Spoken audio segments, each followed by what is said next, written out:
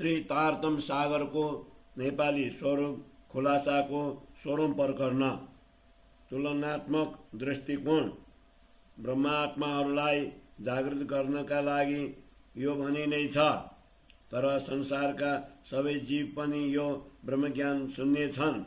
जसले यस ब्रह्मज्ञानमाथि विचार गर्नेछ त्यसको उद्देश्य पूरा हुनेछ। संसारमा प्रचलित सबै सम्प्रदायका मानिसहरूले एकै स्वरमा भने, हामी 14 लोकमा खोजिकन थाक्यौं, तर सत्य परमात्मा कहीँ पनि मिलेनन्। वेद तथा कतिपय ग्रन्थ पढेर तथा ज्ञान चर्चा गरेर ज्ञानीहरू थाके। तिनले पनि आफ्ना मुखले भने, हामीले अखण्ड भूमिलाई प्राप्त गर्न सकेनौं। प्रियतम परमात्माले ममाथि अति दया गर्नुभयो, जसबाट उहाँकी आनन्द अङ्ग श्यामाजी मलाई सद्गुरु रूपमा मिल्नुभयो। उहाँले प्रकट भएर अखण्ड परम धामका द्वार खोलिदिनुभयो, जुन अहिलेसम्म गुप्त थियो। सद्गुरुले मलाई दिव्य तारतम ज्ञान दिनुभयो, जसबाट ममा परम धामको जागृत बुद्धि आयो। त्यसैद्वारा मैले अखण्ड परम धामलाई चिन्तनद्वारा नजिक पाएँ। फेरि सद्गुरुका कृपाले मलाई रसुल मुहम्मदद्वारा ल्याइएको सन्देश प्राप्त भयो र त्यसको गुड रहस्य स्पष्ट भयो। यसरी अर्को साँची ग्रन्थ पनि प्राप्त गरेपछि मलाई पूर्ण ब्रह्म परमात्माको यथार्थता अनुभव भयो। यसरी नै कुरानमा उल्लेख परम धामको रहस्यपूर्ण सङ्केत मलाई प्राप्त भयो। अब मलाई लेस मात्र पनि शङ्का छैन। मलाई त शाश्वत शान्तिको अनुभव भयो। अत अब मलाई परम धामका ब्रह्मात्माहरूका लागि अखण्ड परम धामको रहस्य प्रकट गर्नु छ। अब म अखण्ड परम धाम तथा नश्वर संसारको रहस्य स्पष्ट गर्दछु, जसबाट ब्रह्मात्माहरू यसको सम्पूर्ण विवरण जान्नेछन्। जो परम धामका आत्माहरू हुनेछन् ती अब यस तारतम ज्ञानको प्रकाश धारण गर्नेछन्। सबै अखण्ड र नश्वरको उदाहरण सहित सम्झिनेछन्, जसबाट तिनको हृदयमा त्यसको शुद्धि हुनेछ। नश्वर संसार तथा वैकुण्ठ धामका जीवहरूका शक्तिको अन्तर देखेर अब परम धामका प्राणीहरूका शक्तिमाथि हृदयपूर्वक विचार गर्नुहोस्। मैले परम धामको एकमात्र जनावरको शक्ति तुलना गर्न चाहे। ती दुवैको अन्तर म कसरी वर्णन गरौं, किनभने कहाँ अविनाशी धामका प्राणी र कहाँ नश्वर संसारका प्राणी। मैले लाखौं ब्रह्माण्डका जीवहरूको शक्ति तथा कुशलताको मानसिक रूपले तुलना गरेँ। तुलना गरेर त्यति नै हृदयमा धारण गरे। जसरी एकातिर जादुगरद्वारा उत्पन्न असंख्य परिवार, अर्कोतिर एक मानिस, यी दुवैमा जति अन्तर छ, त्यस्तै प्रकारको अन्तर अखण्ड परम धामका प्राणी तथा नश्वर संसारका जीवमा हुन्छ। कसैले भन्न सक्दछ, यी जादुका परिवार त वास्तवमा छँदै छैनन्, तर एक मानिस त जीवित प्राणी हो। त्यसका लागि पनि यो उत्तर, नश्वर संसारका प्राणीको कुनै अस्तित्व छैन। जब अखण्ड परम धामका पशु त शाश्वत हुन्, यी दुवैमा यही अन्तर छ। अखण्ड परम धाम अगाडि अनित्य ब्रह्माण्डका 14 लोक त्यसै गरी अस्तित्वहीन छ। जसरी नश्वर जगतका जीवहरूका अगाडि जादुका काल्पनिक परिवारको अस्तित्व हुँदैन। मैले यो उदाहरण पनि यस्तै नश्वर संसारको दिएको छु, जो परमात्माद्वारा कुन भन्नाले मात्र उत्पन्न भएका हुन्। वास्तवमा संसारको नश्वर वस्तुको उदाहरण दिएर परम धामको अखण्डतालाई कसरी सम्झाउन सकिन्छ। त्यसकारण शास्त्रमा परम धामलाई शब्दातीत भनिएको छ, किनभने अनित्य संसारका शब्द त्यहाँसम्म पुग्न सक्दैनन्। तर नश्वर संसारका शब्दको उदाहरण दिँदा मलाई भित्रबाट पश्चाताप हुन्छ। यी नश्वर शब्दद्वारा दिइएको उपमाको करोडौं अंश पनि यदि अखण्डसम्म पुग्न सक्यो भने मलाई केही आनन्द आउँथ्यो। तर नश्वर शब्दको एक अणु अंश मात्र पनि परमात्मासम्म पुग्न सक्दैन। त्यसकारण मलाई कष्ट हुन्छ। मैले संसारमा देखेँ, जुन सुने, ती सबै वस्तुहरू अनित्य हुन्। वास्तवमा यस अनित्य शरीरद्वारा अखण्ड परम धामका विशेषताको वर्णन कसरी हुन सक्दछ? त्यसकारण म यस नश्वर संसारमा अखण्ड परम धामको विशेषताको वर्णन कसरी गरौँ? यति पनि म आत्माको आदेशद्वारा भन्दैछु, नत्र भने यति भन्ने पनि अरू कोही छैन। त्यसकारण अखण्ड परम धाम तथा नश्वर संसारका प्राणीको अन्तर स्पष्ट गर्न सकिँदैन, किनभने परमधामका नित्य तथा संसारका अनित्य प्राणीहरूको कसरी समानता हुन सक्दछ? केही नभनी कार्य पनि सिद्ध हुँदैनन् र उदाहरण नदी सम्झाउनु पनि सकिँदैन। ती उदाहरणद्वारा सम्झिनु कि अखण्ड परमधाम तथा नश्वर संसारका पशु पंक्षीका शक्तिमा के अन्तर छ? यस संसारमा अंगद, बाली, सुग्रीव, गरुड, जाम्बवन्त, हनुमान आदि प्रसिद्ध बलशाली पशु पंक्षी छन्, जो पर्वतलाई पनि उचाल्न सक्दछन्। नश्वर जगतका पशु पंक्षीहरूमा पनि यति शक्ति देखाइएको छ। तिनलाई श्रीराज तथा श्रीकृष्णको संरक्षण प्राप्त थियो, त्यसकारण ती यति शक्तिशाली भएका छन्। अब म वैकुण्ठवासी पशु पंक्षीहरूका शक्तिको वृत्तान्त भन्दछु, जसबाट मृतलोक तथा देवलोकका पशु पंक्षीका अन्तर बुझ्नुहोला। वैकुण्ठमा एकातिर भगवान विष्णु यति शक्तिशाली छन्, उनी पूरा ब्रह्माण्डको पालन पोषणको भार उठाउँछन्। अर्कातिर उनका वाहन गरुड यस्ता समर्थवान छन्, उनी भगवान विष्णुको इच्छा अनुसार तीव्र गतिले हिँड्दछन्। यस नश्वर संसारका स्वामीको शक्ति त हेर, जो वैकुण्ठमा रहन्छन् र यस्ता करोडौं नयाँ संसारको रचना गरेर आफ्ना सेवकहरूलाई प्रदान गर्दछन्। यी सबै भक्त त मृतलोकका हुन् तथा उनका स्वामी पनि मृतलोकको वैकुण्ठमा रहन्छन्। वास्तवमा यी दुवै लोक पनि सागरमा उठेर मेटिने लहर समान छन्। शेर जगतका अवतारहरूका सेवकमा पनि यति शक्ति देखाइएको छ, जबकि वैकुण्ठ लोकको एक क्षण मात्रमा यस्ता अनेकौं मानिसहरूको करोडौं पटक जन्म र मरण हुन्छ। वैकुण्ठका समक्ष मृतलोकको अस्तित्व सागरको लहरसँगको समानता बराबर छ। यस प्रकार वैकुण्ठका समक्ष यो मृतलोक नगण्य अस्तित्व राख्दछ। यदि शून्य निराकारलाई सागर समान मान्यौ भने वैकुण्ठ पनि त्यसका लहर समान हुन्छ र यस वैकुण्ठको पनि सूक्ष्म लहर समान नगण्य अस्तित्व भएको यो मृतलोक हो। शून्य निराकार अन्तर्गत वैकुण्ठ अथवा मृतलोक दुवै नश्वर हुन्। वैकुण्ठ तथा मृतलोकको विशेष शक्ति पनि नितान्त स्थायी होइन। यस जगतमा भगवान विष्णु, ब्रह्माजी तथा शङ्करका प्रभुत्वको विशेष महिमा गाइएको छ। त्यसकारण 14 लोकका जीव तिनलाई नै सत्य परमात्मा मान्दछन्। यिनका भक्तजन पनि संसारमा असंख्य छन् तथा अनेक प्रकारले तिनको महिमा गाउँछन्। ती सबै यस्तै भन्दछन्, हाम्रा अधिपति यिनै त्रिदेव हुन्। वैकुण्ठका स्वामी त्रिगुणाधिपतिलाई नै मानिसहरू परमात्मा सम्झन्छन्। यदि ती अधिक ज्ञान प्राप्त गरेर वैकुण्ठ अगाडि बढे भने पनि शून्य निराकारमा लिनुहुन्छन्। सत्यलोकका स्वामी त्रिगुणाधिपति अनुमानद्वारा नै परब्रह्म परमात्माको खोज गर्दछन्। ती रात दिन परमात्माको महिमा गाउँछन् तापनि अविनाशी परमात्मा प्राप्त गर्न सक्दैनन्। यस सृष्टिमा यस्ता वैकुण्ठ पनि असंख्य छन् तथा तिनका अधिपति पनि असंख्य छन्।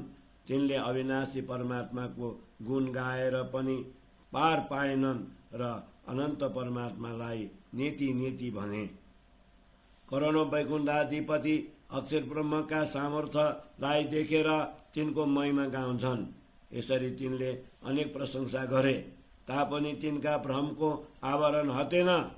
यी सबै वैकुण्ठाधिपति अक्षर ब्रह्मको महिमा गाउँछन्, तर त्यहाँसम्म पुग्न सक्दैनन्, किनभने तिनको उत्पत्ति शून्य निराकारबाट भएको हो। त्यसकारण उनको स्तुति तथा आचरण त्यहाँसम्म पुग्न सक्दैन। यसरी आफ्ना जीवनको आरम्भदेखि अन्तसम्म प्रयास गर्दै अनेक मानिसहरू गए, अनेकौं महिमा गाए, तर कसैले पनि अक्षर ब्रह्मका तेजलाई प्राप्त गर्न सकेनन्। अब रसुल मुहम्मदको क्षमतालाई हेर। उनले संसारका मानिसहरूलाई कर्मकाण्डको ज्ञान दिएर भने अन्तिम समयमा परमात्मा प्रकट हुनेछन् र वास्तविकताको ज्ञान दिनेछन्। उनले यस्तो पनि भने, परमधामबाट ब्रह्मात्माहरू जगतको नश्वर खेल हेर्नका लागि आउनेछन् र परमात्मालाई प्रकट गर्नेछन्। संसारको यो सृष्टि पनि ब्रह्मात्माहरूका कारण नै भएको हो। उनले यस्तो पनि भने, ब्रह्मात्माहरू प्रकट भएर अखण्ड परमधामको रहस्य स्पष्ट गर्नेछन् र अक्षर ब्रह्मको शक्तिलाई पनि प्रकाशित गर्नेछन्। आफ्नो मूल स्वरूपलाई प्रकट गर्दै परमात्मा नूर जमाललाई पनि प्रकट गर्नेछन्। जब ब्रह्मात्माहरू ती सबै कुरा स्पष्ट गर्नेछन्, तब अज्ञान हटाइदिनेछन्। अन्तिम समयमा सबै जीवहरूलाई नश्वर जगतबाट उठाएर मुक्तिस्थलमा अखण्ड गर्नेछन्। यी सबै आत्माहरू परमात्माद्वारा प्रशंसित श्री श्यामाजीका तेज स्वरूपा हुन् र श्री श्यामाजी स्वयं अक्षरातीतकी तेज स्वरूपा हुन्। उनले यस अन्तिम युगमा प्रकट भएर संसारका सम्पूर्ण जीवहरूलाई अमरत्व प्रदान गरेका छन्। कुरान अनुसार परमधामका 12,000 ब्रह्मात्माहरूलाई जिब्रिल फरिस्ताका दुवै पखेटामा बसाएर मुहम्मद आफ्नो तृतीय स्वरूप इमाम महदीका रूपमा स्वयं बीचमा बस्नेछन् तथा शून्य निराकारलाई पार गरेर अक्षरभन्दा पनि पारी जानेछन्। मुहम्मदको यति तेज छ, उनका प्रतापले जिब्रिल फरिस्ता पनि मृतलोक, वैकुण्ठ तथा शून्य निराकारलाई पार गरेर आफ्नो घर अक्षरधाममा पुग्दछन्। मुहम्मदमाथि अवतरित जिब्रिल फरिस्तामा पनि यति शक्ति छ, उसले ईश्वरी सृष्टिलाई अक्षरधामसम्म पुर्याइदियो। ईश्वरी सृष्टिको समुदाय जिब्रिल फरिस्ताको मूल स्थान यसै अक्षरधाममा छ। त्योभन्दा अगाडि जान सक्दैन, किनभने यसको मूल धाम यही हो। जो अखण्ड परम धामका ब्रह्मात्माहरू छन्, ती विशेष समुदायका कहलाउँछन्। तिनलाई लिएर श्री श्यामाजी परमधाम पुग्नुहुन्छ, जसको यस संसारमा 3 चित्तवृत्ति मानिएका छन्। ब्रह्मसृष्टिहरू चित्तवृत्ति रूपले संसारको खेल हेरेर परमधाममा फर्किए। उनीहरूले संसारका जीवहरूलाई मुक्ति दिलाएर अमरत्व प्रदान गरे। ती मूल रूपले परमधाममा बसेका भए पनि चित्तवृत्तिले संसारमा आएर यसरी फेरि आफ्नो अखण्ड धाम फर्किन्छन्। 14 लोकका सबै जीवहरूलाई यो जिब्रिल फरिस्ता जोश प्रदान गर्दछ तथा नश्वर संसारका जीवलाई पनि ब्रह्मात्माहरूको सत्य प्रेम देखाएर मुक्तिस्थानको सुख प्रदान गर्दछ। यसरी जिब्रिल फरिस्ताका शक्तिको के वर्णन गर्ने, जसलाई मुहम्मदको संरक्षण प्राप्त छ। यसका बल र बुद्धिको प्रशंसा यस नश्वर जिब्रोले हुन सक्दैन। परमधामको भूमि अखण्ड हुनाले सदा नित्य कहलाउँछ। त्यसकारण म यस अखण्ड भूमिमा सदैव रहने पशुपक्षी पनि अखण्ड कहलाउँछु। यस अखण्ड भूमिमा स्वामीलाई पूर्ण ब्रह्म परमात्मा भनिन्छ। अत यस भूमिका पशुपक्षी पनि सदा सर्वदा उनकै समान चिन्मय छन्। यस्ता अखण्ड परमधाममा अखण्ड चिन्मय पशुपक्षी छन्। उनका अलौकिक शक्तिलाई हृदयमा धारण गरेर सपनाका जीवका साथ तिनको तुलना गरेर हेर। करोडौं ब्रह्माण्डका जीवका सामर्थ्य, बल एवं कुशलताको तुलना अपार परमधामको एक पशुको शक्तिका साथ सम्भव हुँदैन। वास्तवमा परमधामका पशुपक्षीका सामर्थ्यको वर्णन यस नश्वर जिब्रो तथा बुद्धिले कसरी गर्न सकिन्छ, किनभने परमधामका पशुपक्षीहरूको शक्ति अवर्णीय छ। अत तिनका लागि नश्वर जगतको उदाहरण कसरी दिने? किनभने संसारका सबै वस्तु स्वप्नवत छन् तथा संसारको मूल नै शून्य निराकार हो।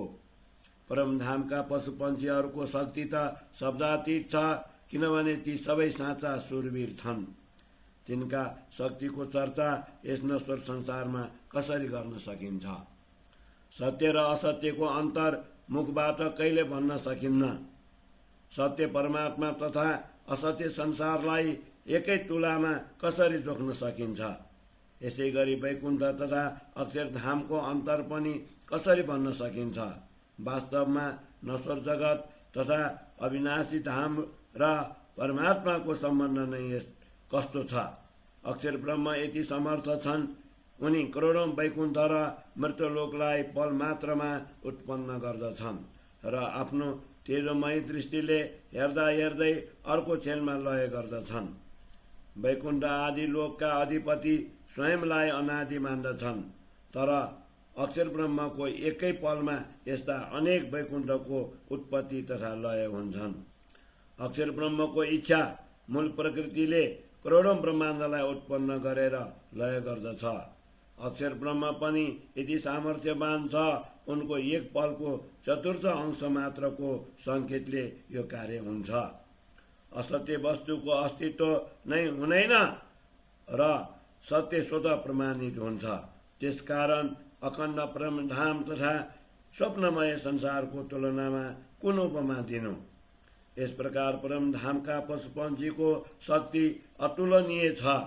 उनको उपमाका लागि पनि नश्वर संसारमा कुनै वस्तु छैन। उपमा त तब दिन सकिन्छ जब कुनै वस्तुको अस्तित्व भए। श्री तारतम सागर नेपाली स्वरूपको खुलासाको 17औं प्रकरण। सद्गुरुको तारतम ज्ञानका प्रतापले म ब्रह्मात्माहरूलाई यो भनिरहेको छु, जस्तो मलाई आज्ञा भयो त्यसै ज्ञानले परमात्माको परिचय हुन सक्दछ। साथै म परमधामका कुरा गर्दछु, जसबाट ब्रह्मात्माहरूलाई त्यसको यथार्थ ज्ञान होस्। म अखण्ड परमधामको सम्पूर्ण विवरण स्पष्ट गर्दछु, जसबाट सबैलाई त्यसको जानकारी होस्। परमात्माका अङ्गना श्यामाजी ब्रह्मात्माहरू सम्पूर्ण परमधाम तथा अक्षरधामको रहस्य प्रकट गर्दछु। वास्तवमा यी सबै एकै अद्वैत स्वरूपका महिमा हुन्।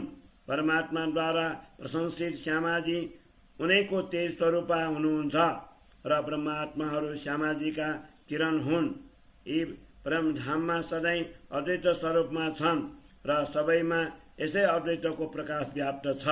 कुरानमा जसलाई सदरतुल मुतहा भनिएको छ, त्यही अविनाशी अक्षरधाम हो। यसमा पनि परमधाम समान विशेषता छ। अक्षर र अक्षरातीत धाममा परस्पर सदृश्य शोभा सामग्री छन्। अक्षर ब्रह्म श्यामाजी तथा तिनका अङ्गना ब्रह्मात्माहरू यी सबै अक्षरातीतका नै अङ्ग हुन्।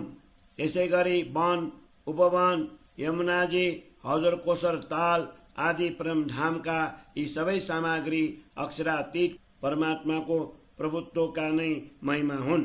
परमधामको भूमिका वन, उपवन, पशुपन्छी तथा तिनका लीलाको कुनै सीमा छैन। ती पशुपन्छीको बुद्धि क्षमता, कुशलता तथा सुगन्धको कुनै सीमा छैन। यति मात्र होइन, तिनको प्रेम, विश्रान्ति, तेज इत्यादि कुनैको सीमा छैन। परमधामका वृक्षका पात पनि झर्दैनन् र पंक्षीहरूका प्वाख पनि खस्दैनन्। त्यहाँका वन तथा पशुपन्छीहरूमा न कुनै वृद्ध हुन्छ न कुनै नयाँ उत्पन्न हुन्छ। अब म यस नश्वर खेलको विवरण भन्दछु। यसको रचना कसका लागि भनिएको हो? यस खेलको मूल कारण प्रकार प्रष्ट गर्दछु, जसबाट नै स्पष्ट हुन सकोस्। अक्षरातीत परमात्माका सदंश अक्षर ब्रह्म अक्षरधाममा रहन्छन्। उनलाई अक्षरातीतको आदेश प्राप्त हुन्छ। यिनै अक्षर ब्रह्मद्वारा सृष्टिमा लाखौं ब्रह्माण्ड पलमा उत्पन्न भएर मेटिन्छन्। अक्षरातीत परमात्मा अद्वितीय हुनुहुन्छ। परमधामका सम्पूर्ण सामग्री उहाँकै स्वरूप हुन्। यस्ता अक्षरातीत परमात्माको प्रभुत्व प्रकृतिजन्य खेल नहेरी बुझ्न सकिँदैन। यता अक्षरधाममा अक्षरातीत परमात्माका आज्ञा अनुसार अक्षर ब्रह्म प्रकृतिजन्य खेलको कल्पना गर्दछन्। संसारको यो खेल जो द्वारा रचिएको हो ती अक्षर ब्रह्मको महिमा त हेर। यस खेलमा सांसारिक जीवहरूका लागि अति धेरै समय बित्यो यस्तो लागिरहेको छ। तर अक्षर ब्रह्मको निवेश मात्रमा यस्ता करोडौं ब्रह्माण्ड उत्पन्न भएर लय हुन्छन्। जब आकाश या पृथ्वी कसैको पनि उत्पत्ति भएको थिएन तब जसबाट यो सम्पूर्ण सृष्टि हुन्छ ती अक्षर ब्रह्मलाई पनि अक्षरातीतको आदेश प्राप्त थिएन। अब यस खेलको विवरण सुन्नुहोस्। जसलाई हेर्नका लागि ब्रह्मात्माहरू अवतरित भएका छन् तिनै ब्रह्मात्माहरूका नाममा सन्देश लिएर रसुल मोहम्मद आए तथा ईश्वरी सृष्टि पनि अवतरित भए। शून्य निराकार अन्तर्गत आकाश र पृथ्वीका बीच यो खेल रचिएको छ। यसरी 14 लोकले युक्त यो ब्रह्माण्ड बन्यो जुन अन्तमा अवश्य नाश हुनेछ। यस खेलको रचना प्रशंसित सद्गुरु तथा ब्रह्मात्माहरूका लागि बनिएको हो। यिनै अन्तिम समयमा प्रकट भएर यसको यथार्थता प्रकट गर्नेछन्। अन्तिम समयमा ब्रह्मात्माहरू प्रकट हुनेछन् तथा अद्वैत प्रेम धामको रहस्य पनि स्पष्ट हुनेछ। सद्गुरु अवतरणको यही महिमा हुनेछ। तिनले संसारका जीवहरूलाई अखण्ड मुक्ति प्रदान गर्नेछन्। कुरानमा यसरी उल्लेख छ, रुह अल्लाह प्रेम धामबाट अवतरित हुनेछन् र न्यायाधीश बनेर सबैको लेखाजोखा गर्नेछन् तथा आफ्नो दर्शनले संसारको जीवलाई परम पद दिलाउनेछन्। यस्तो पनि लेखिएको छ, अन्तिम समयमा महदी मोहम्मद प्रकट भएर सबैलाई धर्मोपदेश इमामत दिनेछन् तथा आत्माहरूलाई एकै परमात्मा प्रति नमन गराउनेछन्। यसरी सबै धर्म ग्रन्थमा यस्तै लेखिएको छ। परमात्माको आदेशले नै यो खेल बनेको हो। तर कसैले पनि यो भनेन कि कसका लागि यो खेल रचनाको आदेश भएको हो। संसारका बाह्य कर्मकाण्डमा लागेका मानिसहरूको आचरण अब हेर्नुहोस्। तिनको प्रेम र विश्वासको वास्तविकता म प्रकट गर्दैछु। संसारका मानिसहरू भन्दछन् परमात्माको आकृति निश्चय नै छैन। यदि परमात्माको कुनै स्वरूप नै छैन भने यस संसारलाई बनाउने आदेश कसले दियो? यस्ता तथाकथित ज्ञानीहरू परमात्माका धाम र स्वरूपको निश्चय गर्न सक्दैनन्। सृष्टि रचनाका लागि परमात्माद्वारा दिएको आदेशलाई पनि प्रमाण मान्दछन् तर उनको स्वरूपलाई मान्दैनन्। वास्तवमा स्वरूप बिना आदेश कसले दियो? रसुल मोहम्मदले त परमात्माको किशोर स्वरूप अमृत सुरत भनेका छन् जुन अक्षर पर अक्षरातीत परमात्मा छन्। रसुलले त परमात्मा नजिक पुगेर आफ्ना आत्माहरूका लागि वार्तालाप पनि गरेका थिए। त्यसबेला परमात्माले 90,000 शब्दको ज्ञान दिएर यो आदेश दिए, यी मध्ये 30,000 शब्द स्पष्ट गर्नु, अरू 30,000 शब्दलाई कसरी प्रकट गर्ने त्यो तिमी आधीन रहनेछ। शेष 30,000 शब्द गुप्त राख्नु। यी अन्तिम समयमा प्रकट गर्नका लागि हुन्। त्यसबेला हामी स्वयं प्रकट भएर परमधामका द्वार खोल्नेछौँ। ती परमात्मा अन्तिम समयमा अवश्य आउनेछन्। तिनले रसुल मोहम्मदलाई आफू आउने वचन दिएका छन्। त्यस समय प्रकट भएर ती सबै जीवका लागि अखण्ड मुक्ति स्थानको द्वार खोलिदिनेछन्। अन्तिम समयमा ती न्यायाधीश बनेर बस्नेछन्। तब सबैलाई उनको दर्शन हुनेछ। यसरी सबै भनेर पनि परमात्मा आगमन प्रति संसारका मानिसहरूलाई विश्वास भएन। संसारका मानिसहरूको विश्वास नै यस्तो छ। ती रसुल मोहम्मदलाई सत्य धर्मनिष्ठ बरक भन्दछन् तर उनको आदेशमाथि शङ्का गर्दछन्। रसुल मोहम्मदले त परमात्मा नजिक पुगेर उनीसँग कुरा गरे तर संसारका मानिसहरू ती परमात्माको स्वरूप नै मान्दैनन् जसका साथ रसुलको यति कुरा भएको थियो। अब म महिमामय रात्रिको कुरा गर्दछु जसको 3 खण्ड बनिएको छ। परमात्माको आदेशले सद्गुरु ब्रह्मात्माहरू तथा ईश्वर सृष्टि सत्य धर्मको दर्शनका लागि अवतरित भएका हुन्। यसै गरी पूर्वमा रासलीला नोह तुफानको समयमा अर्थात् यस महिमामय रात्रिको मध्य भागमा परमधामबाट अवतरित ब्रह्मात्माहरूलाई योगमायाको नाउँमा बसाएर वृन्दावन पुर्याइयो। यस महिमामयी रात्रिका 2 खण्ड ब्रजराजका लीलाहरू पहिले नै सम्पन्न भए। ब्रजराज हुद तथा नुह तोफान पछि यस तेस्रो लीलाको प्रभात भयो। रसुल मुहम्मदको 10औं शताब्दीसम्म यस संसारको गणना 1000 वर्ष हुन्छ। यसरी नै 1000 महिना भन्दा पनि धेरै लामो रात्रि पनि बताइएको छ। त्यसपछि महिमामयी रात्रिको तेस्रो खण्डको प्रारम्भ मानिएको छ। यसै तेस्रो खण्डमा ईसा रुहल्ला, सद्गुरु धनीदेव चन्द्र तथा मोहम्मद महदी अन्तिम धर्मगुरु महामती श्री प्राणनाथका साथ इस्राफिल एवं जिब्रील फरिस्ता अवतरित भए। ब्रह्म सृष्टि तथा ईश्वर सृष्टिको वकालत गर्नका लागि परमात्माले यी दुवैलाई पठाए। यसरी सद्गुरु 84 वर्ष पर्यन्त यस महिमामयी रात्रिको तेस्रो खण्डमा रहनुभयो। त्यसपछि मेरो हृदयमा पूर्ण रूपले ज्ञानको प्रभात भयो। यसरी रसुल मुहम्मद पछि 11 शताब्दीको समयमा मेरो अन्तर्दृष्टि राम्ररी खुल्यो। 14 लोकका कुनै पनि प्राणीले यो बुझ्न सकेनन् पूर्ण ब्रह्म परमात्माको धाम कहाँ छ। सद्गुरु प्रदत्त तारतम ज्ञानले यस्तो अगम्य परम धामलाई चिन्तनद्वारा नजिक पारिदियो। 14 लोकमा परम धामको ज्ञान थिएन। सद्गुरु नै यो ब्रह्म ज्ञान लिएर संसारमा आउनुभयो। यसैद्वारा उहाँले परम धामलाई चिन्तनद्वारा नजिक देखाउनु भयो र यस्तो अनुभव गराउनुभयो। हामी परम धाममै बसेर यो खेल हेरिरहेका छौं। यसरी सद्गुरुले ममाथि अति दया गर्दै ब्रह्म ज्ञान दिनुभयो र भन्नुभयो, तिमी परम धामकी आत्मा इन्द्रावती हौ, तिम्रा लागि यो आदेश हो।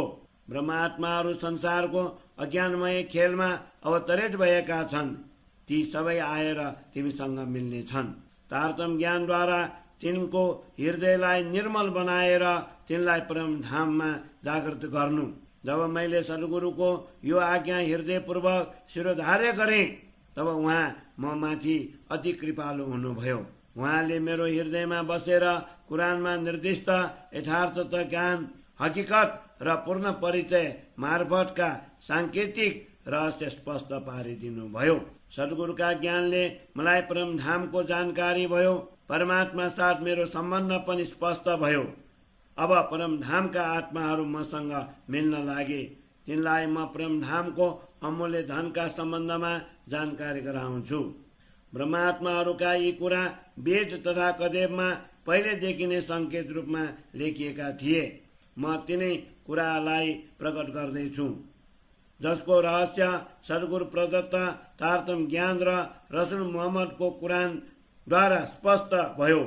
अखण्ड परम धाममा 12,000 ब्रह्मात्माहरू आफ्नो मस्तीमा थिए। तिनलाई आफ्नो र परम धामको महिमाको जानकारी थिएन।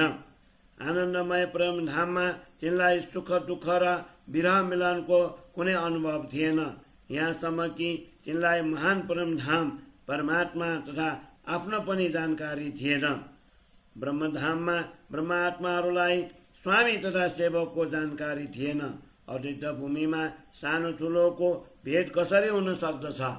तिनलाई अद्वैत तथा द्वैतको र सत्य असत्यको पनि जानकारी थिएन। मित्र तथा शत्रु, लाभ हानि, नजिक टाढा, विश्वास र अविश्वास कुनै कुराको जानकारी थिएन।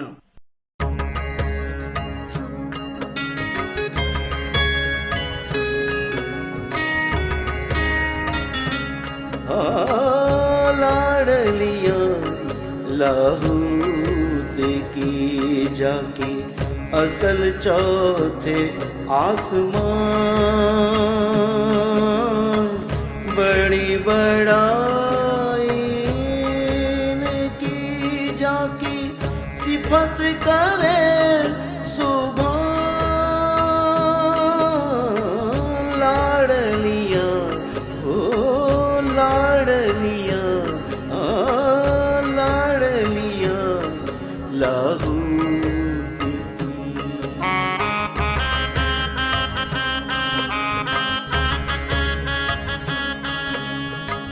सोतरी अर्श अजीम से रूहे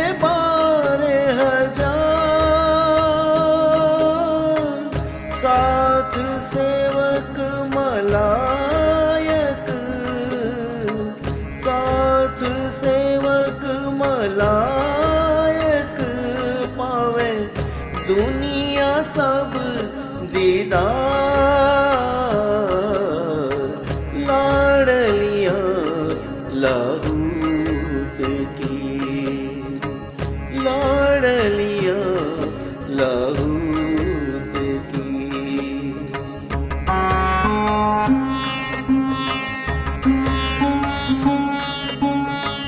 मोती कहे जो इनको, जाको मोल न काहू होए।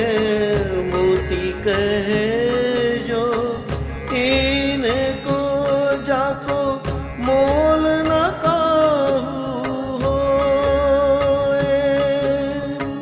बारे डाली गिनती, बारे डाली गिनती, सूरत आदमी सोए।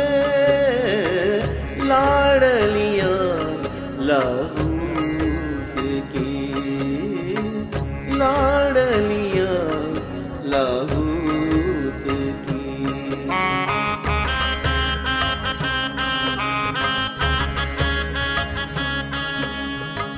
मोमिन बड़े मरातबे, नूर बिलंद से ना जल।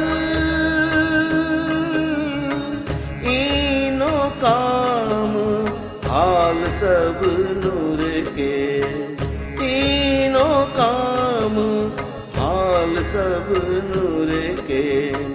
अंग इश्क के बिगल, लाडलिया लाहूत की।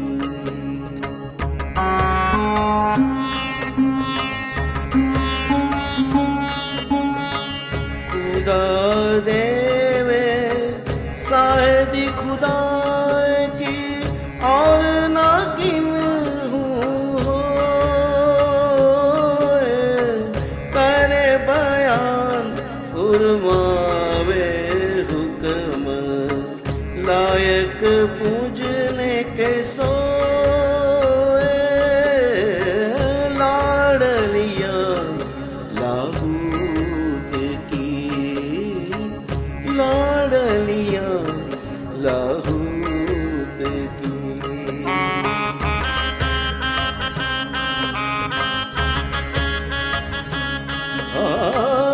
लाडलिया लाहूत की, जाकी असल चौथे आसमान।